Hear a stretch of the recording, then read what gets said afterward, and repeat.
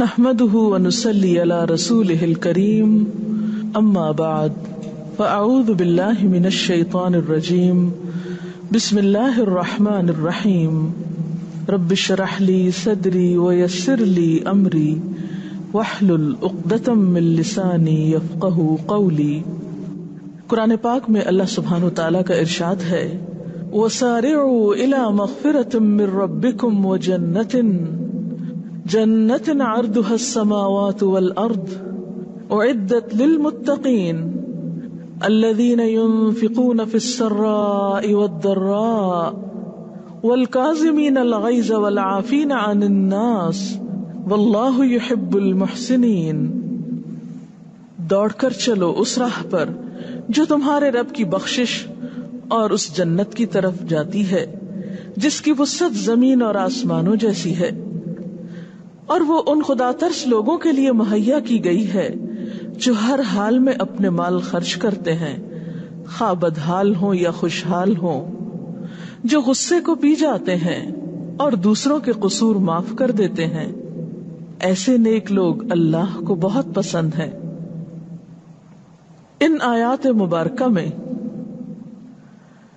اللہ تعالی کے پسندیدہ لوگوں کی کچھ صفات بیان کی گئی ہیں جن کے لیے جنت کا وعدہ کیا گیا ہے، اور جنت کی صفت یہاں کیا بیان ہوئی کہ عرضها السماوات والارض، جس کا عرض یا چوڑائی یا وسعت آسمان و زمین جیسی ہے۔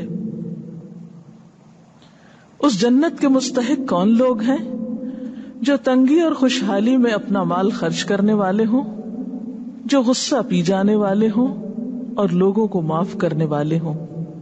اور حقیقت یہ ہے کہ یہ صفات انہی لوگوں کے اندر ہو سکتی ہیں جن کے دل بڑے ہوں، جو وسیع ظرف کے مالک ہوں، کیونکہ جنت بہت بڑی جگہ ہے۔ وہ چھوٹے دل کے لوگوں کے لیے نہیں ہے، وہ ان کے لیے ہے جن کے سوچ کے افق وسیع ہیں، جو بہت بڑا ظرف رکھتے ہیں، جو لوگوں کو معاف کرنا جانتے ہیں۔ ان آیات میں اگرچہ بہت سی باتیں بہت خوبصورت اور وضاحت طلب ہیں، لیکن ہم آج کی گفتگو کے لیے منتخب کریں گے غصے کے عنوان کو جنت میں رہنے والے یا اہل جنت کاظمین الغیظ ہیں، غصہ پی جانے والے ہیں۔ غصہ ایک ایسی چیز ہے جو ہر ایک کو آتا ہے۔ کوئی شخص یہ کہتا کبھی سنائی نہیں دیا کہ مجھے کبھی غصہ نہیں آیا۔ اس کے برعکس اکثر لوگوں کو یہ کہتے ضرور سنا گیا ہے کہ مجھ میں ایک بڑی خراب عادت ہے کہ مجھے غصہ جلدی آتا ہے یا غصہ بہت آتا ہے۔ غصہ آنا ایک فطری سی بات ہے۔ اللہ تعالیٰ نے انسانوں کے اندر جہاں کچھ مثبت صفات رکھی، وہاں ان کے اندر کچھ منفی صفات بھی ڈالی گئی بطور امتحان کے۔ فَأَلْهَمَهَا فُجُورَهَا وَتَقْوَاهَا، انسان خیر و شر دونوں چیزوں کا مجموعہ ہے۔ تو غصہ بھی انسان کے اندر موجود ہے قدرتی طور پر۔ ہاں، ہمارے دین نے انسان کو یہ سکھایا کہ وہ غصے کا استعمال کہاں کرے اور کیسے کرے۔ یہ نہیں کہا گیا کہ غصہ ختم کر دیا جائے، یہ بتایا گیا کہ غصے کا درست استعمال کیا جائے، اور جب غصہ اس قدر آ جائے کہ اللہ کی حدود پار ہونے لگے تو پھر اس کا علاج بھی بتایا گیا۔ نبی اکرم صلی اللہ علیہ وسلم نے فرمایا غضب سے بچو۔ غضب غصے ہی کا دوسرا لفظ ہے، کیونکہ وہ آگ کی چنگاری ہے جو ابن آدم کے دل میں جلتی ہے۔ تم دیکھتے نہیں کہ ایسے شخص کی رگیں پھول جاتی ہیں اور آنکھیں سرخ ہو جاتی ہیں؟ تو جس کو اپنے غصے کا احساس ہو جائے اس کو چاہیے کہ وہ زمین سے لگ جائے، یعنی عاجزی اختیار کرے۔ گویا غصہ ایک ایسی کیفیت ہے جو انسان کو روحانی طور پر بیمار کر دیتی ہے۔ یہاں پر ہم دیکھتے ہیں کہ غصہ کنٹرول کرنے کے لیے کاظمین کا لفظ آیا۔ کاف زوئے میم عربی میں مشک کے منہ کو بند کرنے کے لیے استعمال ہوتا ہے۔ جو واٹر بیگ ہوتا ہے اس کے منہ کو بند کرنے کے لیے لفظ استعمال ہوتا ہے.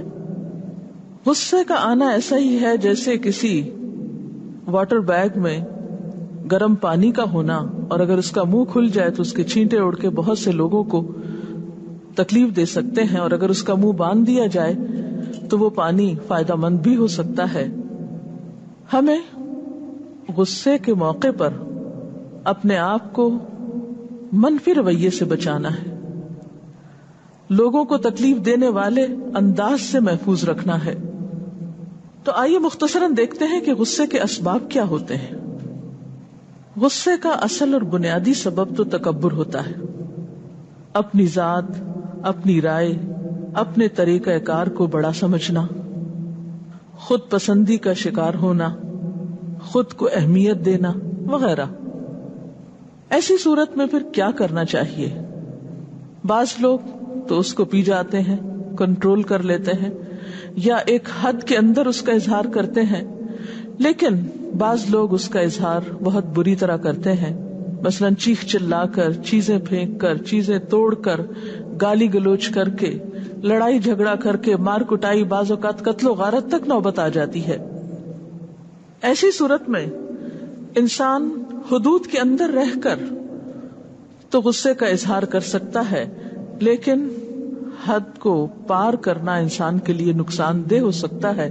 اسی لیے اللہ سبحانہ تعالیٰ نے اہل ایمان کی صفت کیا بتائی؟ والکاظمین الغیظ، کہ وہ اپنے غصے کو کنٹرول کرنے والے، اس کو روکنے والے ہوتے ہیں. کیونکہ غصہ ایک نقصان دہ چیز ہے. جب ایک انسان غصے کا شکار ہوتا ہے تو پھر اسے بہت طرح کے، مثلا جسمانی، ذہنی، روحانی، معاشرتی، جذباتی، کئی طرح کے نقصانات ہوتے ہیں. بعض اوقات اس کی صحت پہ برے اثرات پڑتے ہیں، بسا اوقات اس کے کام پر برے اثرات پڑتے ہیں. مسلسل غصہ کرنے سے انسان کے اعصاب کمزور پڑ جاتے ہیں، انسان منفی سوچ کا شکار ہو جاتا ہے. پھر اسی طرح انسان کی عقل بعض اوقات معوف ہو جاتی ہے، اور غلط قسم کے فیصلے انسان غصے کے تحت کر کے بسا اوقات اپنی ساری زندگی کو مصیبت میں مبتلا کر لیتا ہے. اور اسی طرح سب سے بڑی بات یہ کہ انسان کے ایمان کا دشمن ہے غصہ. رسول اللہ صلی اللہ علیہ وسلم نے فرمایا، جو شخص غصے کو روکے یعنی کنٹرول کرے، حالانکہ اس کو اختیار ہو اپنا غصہ پورا کرنے کا، یعنی وہ غصہ نکال سکتا ہے، تو قیامت کے دن اللہ تعالیٰ اس کو سب لوگوں کے سامنے بلائے گا اور فرمائے گا کہ جس حور کو تو چاہے پسند کر لے، یعنی اس کی پسند کی چیز اس کو دی جائے گی. اسی طرح ایک اور روایت میں آتا ہے کہ بندہ مومن کسی چیز کا گھونٹ نہیں پیتا جو اللہ کے نزدیک بہتر ہو غصے کے اس گھونٹ سے بڑھ کر جسے وہ اللہ کی خوشی کی خاطر پی جاتا ہے.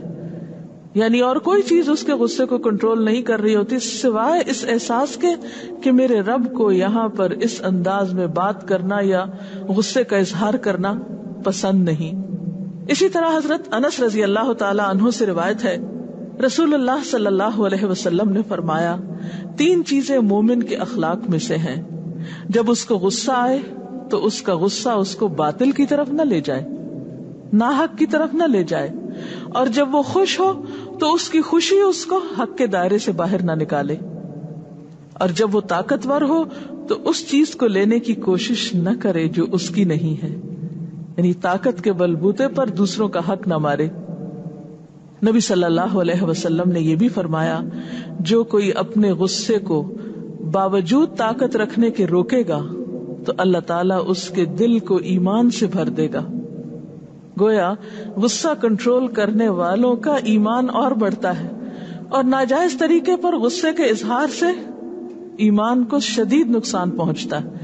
انسان نیکی اور تقوی کی منزلیں جو بمشکل طے کرتا ہے ایک دم اس میں نیچے آ جاتا ہے. پھر اسی طرح غصے کا علاج بے حد ضروری ہے. اس میں کچھ چیزیں تو انسان کو خود ہی کرنا ہوتی ہیں، اور کچھ باہر کا ماحول بھی ایک حد تک انسان کو مدد دیتا ہے. اس میں چند چیزیں جو سنت سے پتہ چلتی ہیں وہ آپ کے سامنے بیان کرنا چاہوں گی. پہلی چیز جو ہمیں سکھائی گئی وہ ہے اعوذ باللہ کا پڑھنا، کیونکہ غصہ شیطان کی طرف سے ہوتا ہے. انسان جب غصے کی حالت میں اعوذ باللہ من الشیطان الرجیم پڑھتا ہے تو اس کا غصہ زائل ہوتا ہے. ایک صحابی نے بیان کیا کہ ہم آپ صلی اللہ علیہ وسلم کے پاس بیٹھے ہوئے تھے. اتنے میں دو لوگوں نے گالی گلوچ کی، آپس میں جھگڑ پڑے. ان میں سے ایک نے دوسرے کو سخت غصے میں آ کے گالی دی، اس کا منہ سرخ ہو گیا. آپ نے فرمایا مجھ کو ایک کلمہ معلوم ہے، اگر یہ غصے والا شخص اس کو کہے تو غصہ جاتا رہے، اور وہ ہے اعوذ باللہ من الشیطان الرجیم. اس سے کیا پتہ چلتا ہے کہ اعوذ باللہ کہنے سے غصہ دور ہو جاتا ہے. اسی طرح خاموشی بھی غصے کا علاج ہے. نبی صلی اللہ علیہ وسلم نے فرمایا اذا غضب احدکم فلیسکت، جب تم میں سے کسی کو غصہ ہے تو خاموشی اختیار کر لے، چپ ہو جائے، زیادہ بات نہ کرے. اسی طرح آپ صلی اللہ علیہ وسلم جب کوئی ناروا بات دیکھتے تھے، ناحق بات دیکھتے تو آپ کو بھی شدید غصہ آتا تھا. صحابہ کرام آپ کے چہرے مبارک کو دیکھ کر اندازہ کر لیا کرتے تھے، لیکن آپ خاموشی اختیار کرتے تھے یا پھر صرف حق بات زبان سے کہتے تھے. کبھی ایسا نہیں ہوا کہ غصے میں آ کر آپ نے کوئی ناحق بات زبان سے نکالی ہو.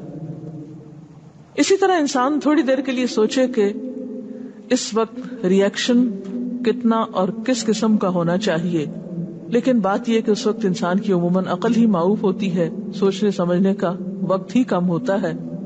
اس لیے ایک اور علاج یہ بتایا گیا کہ انسان پانی پی لے یا پانی کا استعمال کرے. پیاس نہ ہو تو وضو کیا جا سکتا ہے، اگر پھر بھی غصہ دور نہ ہو تو نہایا جا سکتا ہے.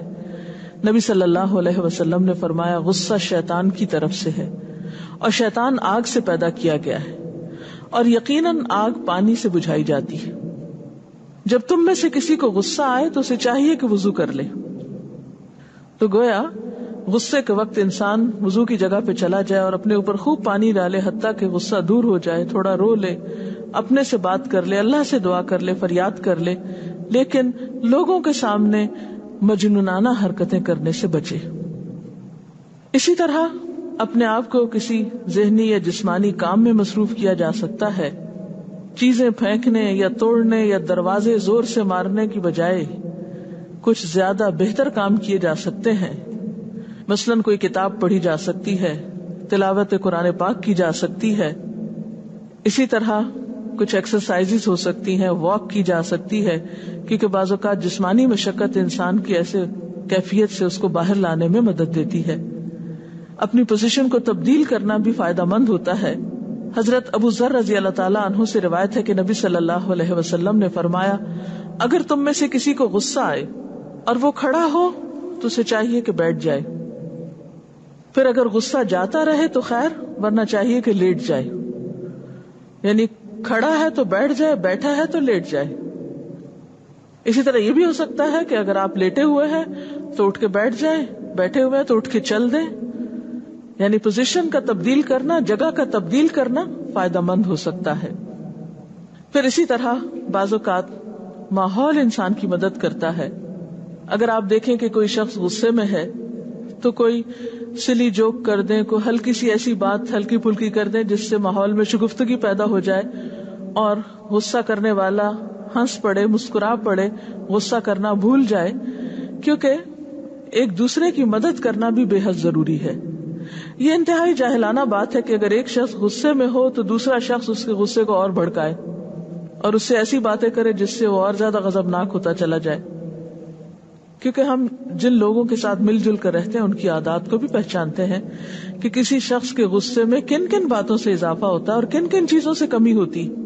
لہٰذا ہم سب کو ایز اے فیملی ممبر یا جہاں پر سب مل جل کر رہتے ہیں کسی بھی مقام موقع پر، وہاں ایک دوسرے کی مدد کرنی چاہیے، دوسرے کے غصے کو کم کرنے کے لیے، اور ان اسباب کو دور کرنا چاہیے اور ان چیزوں سے بچنا چاہیے اور بچانا چاہیے جس سے دوسرے شخص کے غصے میں اور زیادہ اضافہ ہو. اسی طرح دوسرے کو چھوٹے چھوٹے جملے کہنا، ٹیک اٹ ایزی، کوئی بات نہیں، اس کا دھیان بٹا دینا، یہ چیزیں دوسرے کو مدد دے سکتی ہیں. اسی طرح غصے کے وقت نصیحت کرنا کسی کو زیادہ فائدہ نہیں دیتا کیونکہ وہ سننے کے موڈ میں نہیں ہوتا. مثلاً بچے اگر بہت غصہ کرتے ہیں تو اس وقت بہت ڈانٹ ڈپٹ نہیں کرنی چاہیے، کسی دوسرے وقت میں اچھی طرح بات کی جا سکتی ہے، دلیل سے سمجھایا جا سکتا ہے، غصے کے نقصانات بتائے جا سکتے ہیں. پھر اسی طرح اپنے آپ کو بہت زیادہ حساس نہیں کہنا چاہیے. بعض لوگ اپنے آپ کو غصے کی غذا دیتے ہیں، میں بہت حساس ہوں، میں بہت سینسیٹیو ہوں، مجھے بہت جلد غصہ آ جاتا ہے. یہ کلمات دہرانے نہیں چاہیے، کیونکہ انسان جب ایسی باتیں بار بار کرتا ہے تو اس سے ایسی منفی عادات اور زیادہ پختہ ہوتی ہیں، اور بار بار دوسروں کے سامنے کہنے سے جھجک اتر جاتی ہے، اور اس سے انسان کا مزید نقصان ہوتا ہے. اسی طرح انسان کو غذائی عادات پر توجہ دینے کی ضرورت ہے کہ اس کے کھانے میں کوئی ایسی چیز تو شامل نہیں ہے جس سے اس کے خون میں ایک دم گرمی پیدا ہوتی ہے اور بہت جلد غصے کا شکار ہو جاتا ہے. جاپان میں ایک حالیہ تحقیق کے مطابق نوجوانوں میں غصے کے اسباب کا جب پتہ چلایا گیا تو اس کا سبب یہ پتہ چلا کہ وہ زیادہ وقت ٹی وی کے سامنے یا اسکرین کے آگے بیٹھے رہتے ہیں یا کمپیوٹرز کے سامنے بیٹھے رہتے ہیں، جس سے ان کے دماغ کا فرنٹل لوب ڈیولپ ہی نہیں ہو پاتا، یعنی پوری طرح ڈیولپ نہیں ہو پاتا، جو کہ ضبط نفس کے لیے بہت اہم ہوتا ہے. اور ان کو آلٹرنیٹ کے طور پر ردم کے ساتھ یا گا کر چیز پڑھنے کو سجیسٹ کیا گیا، اور میں سمجھتی ہوں کہ اس کے لیے بہترین علاج یہ ہے کہ انسان بہت خوبصورت آواز سے قرآن پاک پڑھنے کی عادت ڈالے، جیسا کہ صبح کے وقت، فجر کے وقت، نماز کے بعد بلند آواز سے تلاوت جو ہے وہ ایک پسندیدہ عمل ہے، اور ایسی بہت سی عادات کو انسان کے اندر جو مثبت عادات ہیں وہ پیدا کرنے میں مدد دیتا ہے. پھر اسی طرح یہ ہے کہ جو اسباب انسان کو غصہ دلاتے ہیں ان اسباب کے بارے میں کسی دوست سے، کسی ہمدرد سے ڈسکس کر لینا چاہیے تاکہ مسائل کا حل سامنے آئے اور انسان ان مسائل سے نکلنے کی کوشش کرے جو عموماً غصے کا سبب بنتے ہیں. پھر اسی طرح یہ ہے کہ والدین بچوں کے سامنے اچھی مثال پیدا کریں، بجائے اس کے کہ بچوں کو لیکچر دیا جائے کہ غصہ نہ کیا کرو، خود اپنے عمل سے ثابت کریں کہ غصہ کرنا کوئی اچھی عادت نہیں، تاکہ ان کے اندر غصہ دور ہو. بعض لوگوں کا خیال یہ ہے کہ شاید غصہ کرنے سے یا غصہ نکالنے سے غصہ ختم ہو جاتا ہے، لیکن تحقیق یہ بتاتی ہے کہ زیادہ غصہ کرنے سے غصہ مزید بڑھتا ہے. اس کا علاج یہی ہے کہ کنٹرول کر لیا جائے، بہت زیادہ اظہار سے اس کا علاج نہیں ہوتا. نبی صلی اللہ علیہ وسلم نے اصل طاقتور کی تعریف یہ بتائی کہ پہلوان وہ نہیں جو لوگوں کو پچھاڑ دے، بلکہ پہلوان وہ ہے جو غصے کے وقت اپنے آپ کو قابو میں رکھے. یعنی زیادہ طاقتور انسان وہ ہے. اللہ تعالیٰ سے دعا ہے کہ اللہ تعالیٰ ہمیں اپنے غصے کو کنٹرول کرنے کی صلاحیت عطا کرے، تاکہ ہم بہتر انسان بن کر اس زندگی کو بسر کریں، اور پھر اللہ تعالیٰ کے پاس جب حاضر ہوں تو وہ ہم سے راضی ہو جائے اور ہم اس سے راضی ہو جائیں. اس سلسلے میں اگر کوئی سوال ہو تو آپ کر سکتے ہیں. بعض اوقات یہ ہوتا ہے نا کہ ہم غصہ تو کنٹرول کر لیتے ہیں، لیکن ایک کتھارسس چاہیے ہوتا ہے، لائک کسی نے بہت ہرٹ کیا یا کسی نے کچھ ایسا کیا، تو اپنا کتھارسس کیسے کریں؟ پھر اس میں انسان صرف کسی ایسے شخص سے بات کرے جو اس کو آنیسٹلی صحیح مشورہ دینے والا ہو. ایسے شخص کے پاس نہیں جانا چاہیے جو آپ کی ہر بات کے ہاں میں ہاں ملائے، یا آپ کو اچھا مشورہ نہ دے سکے، یا یہ کہ صرف آپ کے ڈر سے یا آپ کے خوف سے آپ کی مرضی کی بات کر کے آپ کے غصے کو اور زیادہ بڑھا دے، یا ان اسباب کو اور زیادہ بڑا کر کے بتائے کہ آپ ہی حق پر ہیں. اچھا مخلص دوست یا کوئی ایسا انسان جو آپ کی اصلاح بھی کر سکے اور آپ کا کتھارسس بھی کر سکے یا آپ کا غم سن سکے، اس سے ڈسکشن کرنا مفید ہو سکتا ہے. اگر غصہ آئے اور اس کے بعد مطلب انسان آؤٹ آف کنٹرول ہو جائے، پھر بعد میں احساس ہو کہ مسٹیک ہو گئی ہے اس سے، مطلب ریپیٹڈلی یہ چیز ہو انسان سے، تو کیا اللہ کے نزدیک یہ قابل معافی ہے کہ آپ ہر دفعہ اللہ سے ایکسکیوز کر لیں، معافی مانگ لیں؟ ہاں، اگر آہستہ آہستہ وہ چیز کم ہوتی جا رہی ہے، مثلا پہلے بہت شدید تھی، پھر اس سے کم، پھر انسان مسلسل کوشش میں اپنی اصلاح کی، تو انشاءاللہ قابل معافی ہے. لیکن اگر انسان اصلاح کی کوشش نہ کرے اور ہر دفعہ یہی جواز پیش کر دے کہ بس میں کیا کروں، میری تو عادت یہی ہے، میں تو یہ کر ہی نہیں سکتا، تو یہ درست نہیں ہوگا. بعض اوقات ہمیں بعض لوگوں کا پتہ ہوتا ہے کہ ان کو غصہ آتا ہے نا، تو جان بوجھ کے کچھ لوگ پھر ایسے اس طرح کی باتیں کر دیتے ہیں کہ اس بندے کو جو اس کی نیگیٹو یہ عادت ہے اس کو مزید بڑھا دیتے ہیں. تو پھر اس سلسلے میں کیا کرنا چاہیے؟ اس سے بھی بچنا چاہیے، کیونکہ یہ کسی کے ساتھ ہمدردی نہیں ہے. مومن کے لیے ہمدردی کے جذبات رکھتا ہے، اس کا مددگار ہوتا ہے، نہ کہ اس کی منفی عادات کو یا منفی چیزوں کو سامنے لانے کا سبب ہوتا ہے. تو ہمیں ایک دوسرے کی سلسلے میں وتواصوا بالحق وتواصوا بالصبر ہے نقصان سے بچنے کا طریقہ، نہ کہ اس کے برعکس. آپ نے بتایا تھا کہ انسان شر اور خیر دونوں کا مجموعہ ہے، تو کس طرح؟ یعنی انسان کے اندر اچھی عادات بھی ہیں، اچھائی کا جذبہ بھی موجود ہے، اس کے اندر نیک بننے کی صلاحیت بھی موجود ہے، اور اسی طرح اگر وہ برائی کی طرف جانا چاہے تو اس کی بھی اس کو سہولت ہے، جو راستہ چاہے اختیار کرے. اللہ تعالیٰ قرآن پاک میں فرماتے ہیں وَهَدَيْنَاهُ النَّجْدَيْنِ، ہم نے اس کو دونوں راستے دکھائے. یعنی ایک تو ایک انسان کے اندر خیر اور شر ڈالی کہ الہمہا فجورہا وتقواہا، اس کے ساتھ دو راستے بھی بیرونی طور پہ بتائے کہ وہ نیکی کی طرف جائے یا برائی کی طرف. جیسے ایک اور جگہ پر فرمایا اما شاکرا و اما کفورا، خواہ شکر گزار بنے یا ناشکرا بنے.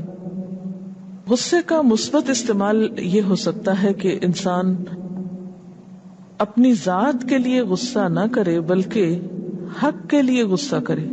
جیسے کہ ایک حدیث میں آتا ہے رسول اللہ صلی اللہ علیہ وسلم نے اپنی ذات کے لیے کسی سے کبھی کوئی انتقام نہیں لیا مگر یہ کہ اللہ کی حرمت کو توڑا جائے، اس کے لیے آپ انتقام لیتے تھے.